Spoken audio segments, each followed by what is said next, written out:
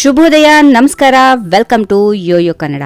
ಬನ್ನೀಗ ನೋಡೋಣ ಈ ದಿನದ ಹವಾಮಾನದ ವರದಿಯನ್ನ. ಕಳೆದ ಒಂದು ತಿಂಗಳಿಂದ ಸುರಿಯುತ್ತಿದ್ದ ಮಳೆ ಇಂದಿನಿಂದ ಕೊಂಚ ಬಿಡುವು ಪಡೆಯಲಿದೆ. ಇಂದಿನಿಂದ ಕರ್ನಾಟಕದಾದ್ಯಂತ ಮುಂಗಾರು ದುರ್ಬಲಗೊಳ್ಳಲಿದೆ. ಅಲ್ಲಲ್ಲಿ ಸಾಧಾರಣ ಮಳೆಯಾಗುವ ನಿರೀಕ್ಷೆ ಇದೆ.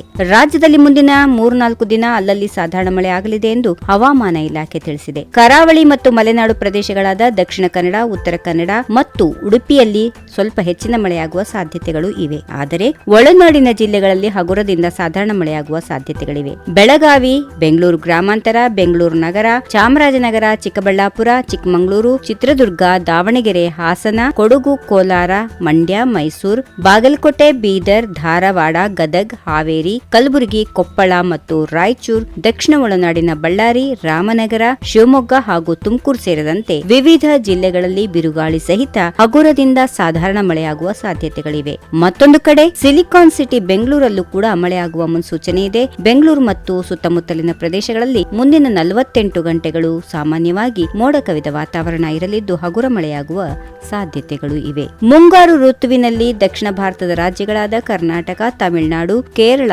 ಆಂಧ್ರಪ್ರದೇಶ ಮತ್ತು ತೆಲಂಗಾಣದಲ್ಲಿ ಮಳೆಯ ಪ್ರಮಾಣ ಗಣನೀಯವಾಗಿ ಕಡಿಮೆಯಾಗಿದೆ. ಈ ವಿಡಿಯೋ ನಿಮಗೆ ಇಷ್ಟವಾದಲ್ಲಿ ಲೈಕ್ ಮಾಡಿ, ಶೇರ್ ಮಾಡಿ, ಸಬ್ಸ್ಕ್ರೈಬ್ ಮಾಡಿ.